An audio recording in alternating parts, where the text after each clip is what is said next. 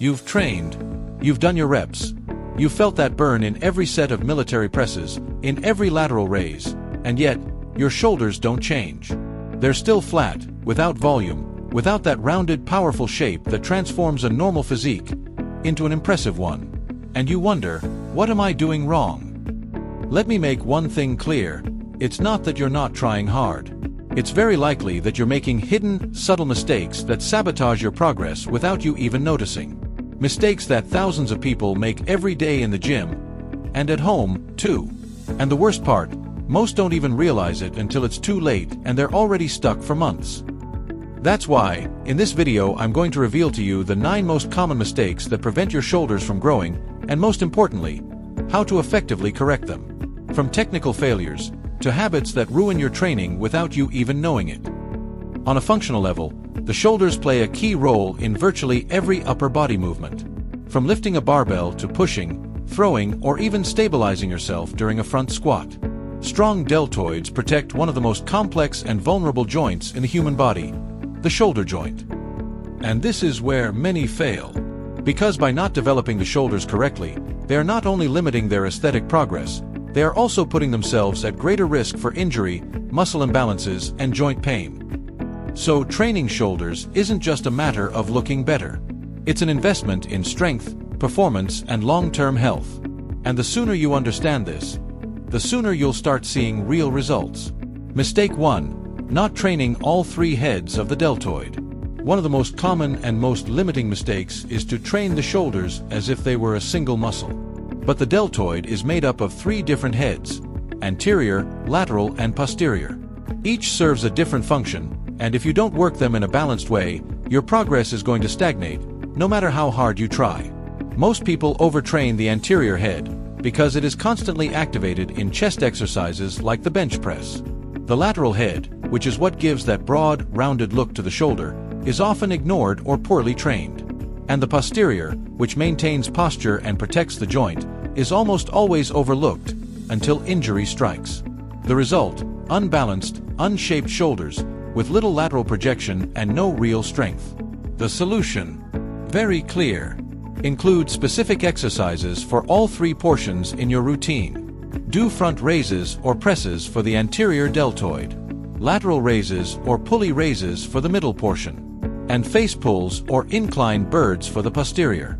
Train the entire shoulder, and you'll see full results. Mistake 2. Leaving shoulder exercises for the end of the workout. One of the most common and easy to correct mistakes. This happens a lot when you do combination routines, like chest and shoulder, or chest, triceps, and shoulder. The problem? By the time you get to working shoulders, you're already physically and mentally fatigued. Your energy is low, your concentration is low, and what's worse, your deltoids are already half burned out from chest presses. Result: you give them only the leftovers. A couple of poorly done sets, low load, low tension, and zero progress. Remember this: the muscles you train at the beginning of the session receive the highest quality stimulus. If you always leave the shoulders at the end, they will always grow at the end, or never. The solution? Very simple. Give them priority. Start a few sessions with shoulders. Or better yet, dedicate a full day to them if you really want to see results. Because if you treat them like a secondary group, that's exactly what they're going to look like on your body. Mistake 3. Letting the trapezius do the work. This mistake is so common that you probably don't even realize you're making it. It's about letting the trapezius, that big muscle that runs from your neck to your mid-back, steal the spotlight in your shoulder exercises. Especially on movements like lateral raises, many people bring their shoulders up so much that they end up doing a shrug rather than a deltoid exercise. And when that happens, the trapezius takes over, and the middle deltoid, which should take center stage, takes a back seat. The result? Neck pain, unnecessary tension in the upper back, and most importantly, no growth in the shoulders. The solution is technical. Lower the weight. Focus on keeping your shoulders down and away from your ears throughout the movement. Imagine you're trying to squash an orange between your shoulder blades. That will help you maintain correct posture and activate the deltoid instead of the trapezius. It's not about lifting more weight, it's about lifting with control and precision. When you learn to isolate the deltoid correctly, every repetition counts, and the results show. Mistake 4. Choosing the wrong exercises. Training hard doesn't always mean training well. And one of the most common mistakes is choosing exercises that look different, but actually do the same thing. Many people think that by adding variety to the routine, they are stimulating the muscle better. But if all those exercises have the same mechanics and stimulate the deltoid from the same angle, the effect ends up being repetitive and limited. For example, doing high rowing and dumbbell lateral raises in the same session may seem balanced, but both apply maximal tension in a very similar range when the arm is parallel to the ground. Result: you're repeating the same stimulus with a different name. The solution is not to do more exercises, but to choose better the ones you do. Combine different tools. Use dumbbells, cables, pulleys, machines. For example, alternate dumbbell lateral raises with low pulley raises. Dumbbells work more mid-range, but the pulley keeps the tension constant from the start. And don't forget compound exercises like the military press, which allow you to use higher loads and generate a deep stimulus. Variety isn't about doing more for the sake of doing more. It's about attacking the muscle from different angles, with different intentions. That's what makes it grow. Mistake 5. Not controlling the eccentric phase. This mistake is silent, but it's sabotaging your progress more than you think. Not controlling the eccentric phase of the movement. Most people focus only on the positive part of the exercise, i.e., lifting the weight. But when they put it down, they just drop it. No tension, no intention. And with that, they're missing half the benefit of the workout.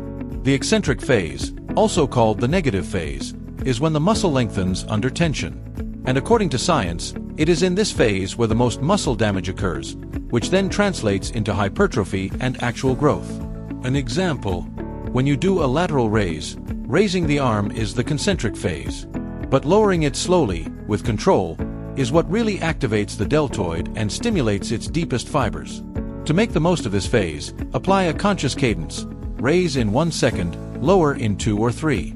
This forces the muscle to work longer under tension, improves the mind-muscle connection, and generates visible results.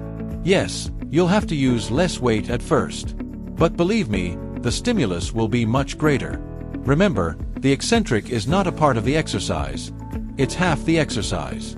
And if you do it right, your shoulders will feel it. Mistake 6. Too little shoulder training volume. This is one of the most common mistakes, and also one of the most underrated. You're simply not training your shoulders enough. Many people think that a couple of sets of military presses or a few lateral raises at the end of the workout is enough. But it's not. The deltoid is a bigger and tougher muscle group than it looks. When you consider its 3 heads: anterior, lateral, and posterior, you realize you're talking about a muscle that wraps around the entire shoulder and needs a complete approach. The problem: most programs prioritize the chest, back, or arms, and leave the shoulders at the back of the line, with a few sets and little energy. The science is clear. Big muscles require more volume to grow. And for the deltoids, that means 14 to 20 sets a week, well distributed among your 3 portions. The key: it's not to do it all in one day. You can spread that volume over 2 or 3 weekly sessions, or even dedicate a specific day to them, if the shoulders are your weak point. And don't forget something important. The anterior portion of the deltoid already gets a lot of indirect work when you train chest. So it makes sense to prioritize the lateral and posterior head with more direct volume. If you want your shoulders to grow, they need attention, frequency, and real work. Don't treat them as an extra. Train them as a priority. Mistake 7. Not using full range of motion. This mistake is more common than you think, and often goes unnoticed. Not training with full range of motion. Many practitioners, either out of habit, lack of mobility, or simply lack of knowledge, do only part of the actual range of motion that the shoulder joint allows. This severely limits the results. For example, in lateral raises, it is typical to see people start with their arms already semi-raised and stop the movement long before the arms reach parallel with the ground. The result: you lose much of the stimulus that fully activates the middle deltoid. Or in the military press, lowering the bar only to chin level, instead of allowing it to reach the clavicles. That cuts range, reduces muscle stretch, and limits growth. Remember, The shoulder is the most mobile joint in the human body.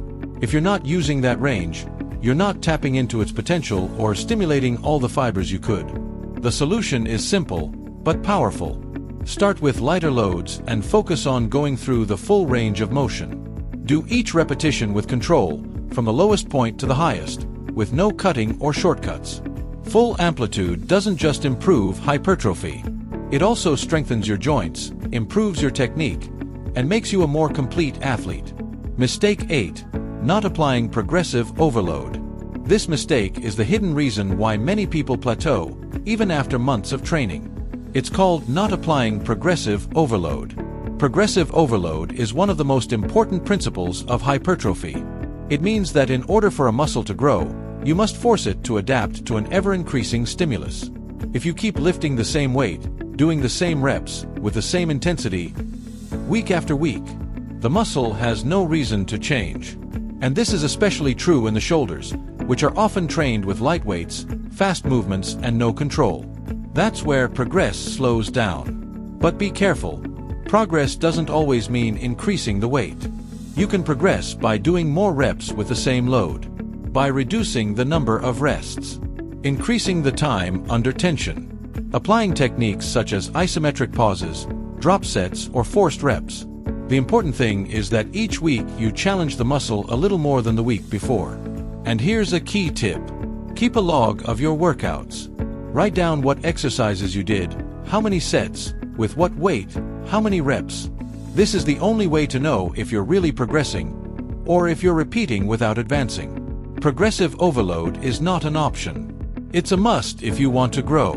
And when you apply it with strategy, the results come faster than you can imagine. Mistake 9. Not eating enough to hypertrophy.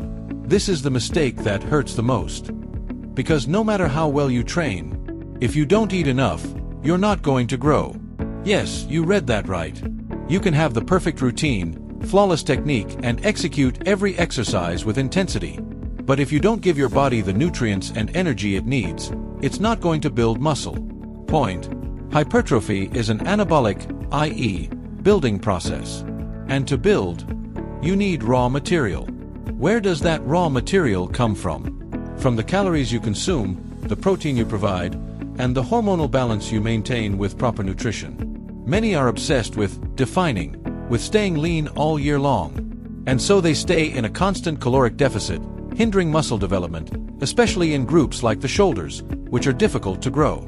If you want to see results, you need to go into a slight caloric surplus, consuming more than you spend, but in a controlled way and with a focus on food quality. And note, protein is key. Science recommends between 1.6 and 2.2 grams of protein per kilogram of body weight to maximize protein synthesis. Spread it out over 4 to 6 meals a day, each with 20 to 40 grams of high-quality protein. But don't forget about carbohydrates, which are the fuel for training hard and recovering well. And healthy fats, essential for maintaining optimal levels of testosterone and other anabolic hormones. Without good nutrition, there is no muscle gain. It's that simple. Training well is only half the journey. The other half, you do it in the kitchen. Now you know. If your shoulders aren't growing like they should, it's not a matter of luck or cursed genetics. Chances are you're making one or more of these mistakes we just went over. Let me know in the comments. I want to know which one you're going to work on first.